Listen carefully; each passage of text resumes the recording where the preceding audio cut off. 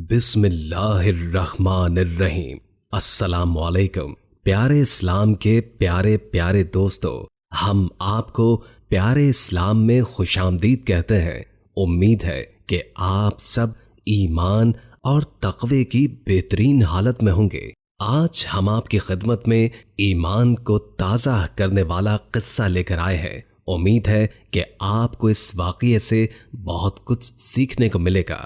Video شروع کرنے سے قبل نئے آنے والے دوستوں سے درخواست ہے کہ اس ویڈیو کو لائک کر دیں اور ہمارے چینل پیارا اسلام کو سبسکرائب کر دیں اور بیل آئیکن کو بھی دبا دیں تاکہ آپ کو ہماری نئی آنے والی ویڈیوز کا پتہ چلتا رہے۔ اور درود پاک سے ہونے والی محفل کا حصہ بننے کے لیے نیچے کامنٹ میں اپنا نام تحریر کر دیں۔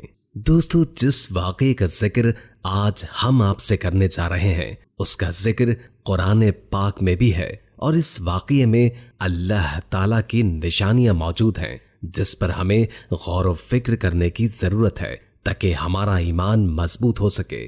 آج کا واقعہ اصحاب کہف کے بارے میں ہے۔ یہ وہ زمانہ تھا جس میں بت پرستی اپنے زور پر تھی۔ ریاست کا بادشاہ دقیانوس بھی بت پرستی میں ملوث تھا، لیکن کچھ نوجوان جن کو اللہ تعالیٰ نے عقل و شعور دے رکھا تھا، ان کو بت پرستی پر یقین نہ تھا۔ ان کو یقین تھا کہ یہ بت ان کے خدا نہیں ہو سکتے جن کو انسانوں نے خود بنایا ہے۔ ضرور کوئی بڑی طاقت ہے، کوئی خدا ہے جس نے یہ ساری کائنات بنائی۔ چنانچہ ان 7 نوجوانوں کو اللہ تعالیٰ نے آپس میں ملا دیا۔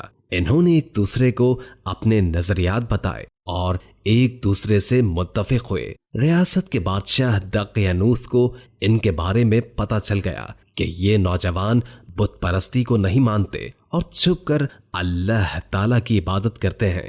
ان کو بادشاہ کے سامنے پیش کیا گیا اور بادشاہ نے ان کو ایک مدت دی کہ میں تمہیں اتنے دن کا وقت دیتا ہوں، لہٰذا تم اپنے نظریات بدل لو۔ مقرر مدت گزرنے پر بھی جب ان نوجوانوں نے اپنے نظریات نہ بدلے تو وہ ڈر گئے، کیونکہ بادشاہ ان کے قتل کا حکم جاری کر چکا تھا۔ انہوں نے بھاگنے کا فیصلہ کیا اور دور ایک غار میں پناہ لے لی۔ اللہ تعالیٰ کے حکم سے ان 7 نوجوانوں کو نیند آ گئی اور وہ وہیں غار میں سو گئے، اور اللہ نے ان کو 309 سال تک سلائے رکھا۔ اللہ تعالیٰ ہی ان کو کروٹ بدلواتے۔ ان کے بال بہت بڑھ چکے تھے۔ کچھ مفسرین کا یہ بھی کہنا ہے کہ وہ کھلی آنکھوں سے سو رہے تھے۔ ان کو دیکھ کر ہی وحشت طاری ہوتی تھی۔ دوبارہ جاگے تو ایک دوسرے سے پوچھنے لگے کہ ہم کتنی دیر سوئے؟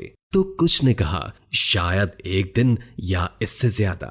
ان کی اس بات پر بحث ہونے ہی لگی تھی کہ ان میں سے ایک بولا کہ اس بحث میں نہ پڑو، اور ان میں سے ایک کو کہا تم شہر جاؤ اور ہمارے لیے پاکیزہ کھانا لے کر آؤ، اور احتیاط سے چھپ کر جانا تاکہ کہیں تمہیں کوئی پہچان نہ لے، کیونکہ ان کے ذہن میں یہی تھا کہ یہ اسی بادشاہ کا دور ہے جس نے ان کے قتل کا حکم صادر کیا تھا، اور وہ اب بھی ان کی تلاش میں ہوں گے۔ اور پاکیزہ کھانے کا اس لیے کہا تھا کیونکہ بت پرست لوگ حرام بھی کھا لیتے تھے۔ ان میں سے ایک کھانے کی تلاش میں نکل گیا۔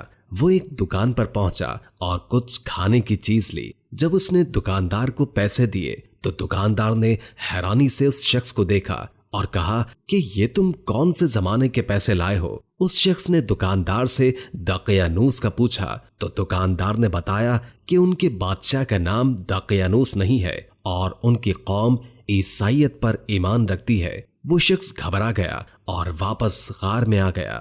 دکاندار کو اس شخص کا حلیہ بھی بہت عجیب لگا تھا، کیونکہ اتنے سالوں کے بعد تو لوگوں کا رہن سہن بھی بالکل بدل چکا تھا، ان کا لباس بدل چکا تھا، اور وہ شخص اس دکاندار کے ساتھ کسی اور زبان میں بات کر رہا تھا۔ اسے کیا چاہیے وہ بھی اس دکاندار کو اشاروں میں سمجھایا تھا، اس لیے وہ دکاندار اپنے بادشاہ کے پاس چلا گیا اور سارا معاملہ اپنے بادشاہ کو بتایا۔ بادشاہ نے دقیانوس کے بارے میں پڑھ رکھا تھا۔ چھان بین کرنے سے ان کو شک ہوا کہ یہ وہی 7 نوجوان ہیں جن کا ذکر تاریخ میں ملتا ہے۔ ہاں، ان کا ذکر تاریخ میں لکھا گیا تھا، کیونکہ 7 نوجوان اچانک ہی غائب ہو گئے اور کسی کو پتہ بھی نہ چلا ان کا۔ بادشاہ نے اپنے ساتھ کچھ سپاہی لیے اور ان کی تلاش میں نکل گیا کہ آخرکار وہ اس غار میں پہنچ گئے۔ انہوں نے دیکھا کہ وہاں 7 نوجوان پڑے ہیں اور وہ 7 کے 7 نوجوان دنیا فانی سے کوچ کر گئے تھے۔ اللہ تعالیٰ نے اس بار ان کو سلایا نہیں تھا بلکہ اپنے پاس بلا لیا تھا۔ ان کو غار میں ایک کتا بھی ملا تھا۔ علماء کرام کا کہنا ہے کہ وہ کتا شاید ان کی حفاظت کے لیے تھا۔ اس موجودہ دور کا بادشاہ عیسائی تھا، اس لیے آپ کو ان کے نام سے جانتے ہیں، اور ان کا دی 7 سلیپر نوجوانوں کا ذکر عیسائی کتابوں میں ملے گا۔ عیسائی لوگوں کا یہ بھی ماننا ہے کہ وہ 7 نوجوان عیسائی تھے، لیکن ہمیں قرآن میں یہ بات اللہ تعالیٰ نے بہت واضح الفاظ میں بتا دی ہے کہ وہ نوجوان مسلمان تھے۔ اصحاب کہف کی تعداد کے بارے میں علماء کی اپنی اپنی آراء ہے۔ کچھ کہتے ہیں کہ نوجوان 6 تھے اور 7واں کتا تھا، جبکہ کچھ کا کہنا ہے کہ نوجوان 7 ہی تھے۔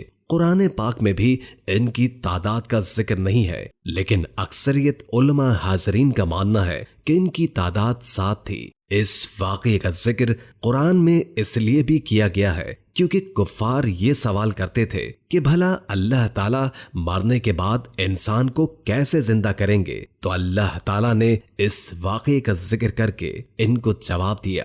اس واقعے میں اللہ تعالیٰ نے ہمیں بہت سی نشانیاں بتائی ہیں، چاہے پوری دنیا غلط کا ساتھ دے رہی ہو، لیکن اگر آپ کو حق اور سچ پتا ہے تو اس سے پیچھے نہیں ہٹنا، اس پر ڈٹے رہنا ہے جیسے اصحاب کہف ڈٹے رہے۔ اس لیے اللہ تعالیٰ سے ہدایت مانگتے رہیں۔ آج ہم فتنے کے دور میں جی رہے ہیں، حرام کو حلال کرنے کے نت نئے طریقے نکالے جا رہے ہیں، لیکن ہمیں اسی دین پر رہنا ہے جو ہمیں اللہ اور اس کے رسول صلی اللہ علیہ وآلہ وسلم نے سکھایا ہے۔ اپنا ایمان دنیاوی چیزوں کو دیکھ کر کمزور نہیں کرنا۔ جب ہم کسی حق پر ڈٹ جاتے ہیں تو اللہ تعالیٰ ہمارے دل سے ہر چیز کا ڈر نکال دیتے ہیں، بالکل ویسے ہی جیسے بادشاہ کے سامنے وہ نوجوان نہیں گھبرائے۔ قرآن پاک میں نوجوانوں کا حلیہ بھی بیان کیا گیا ہے، اور جو حلیہ بیان کیا گیا ہے اس سے یہ بھی پتہ چلتا ہے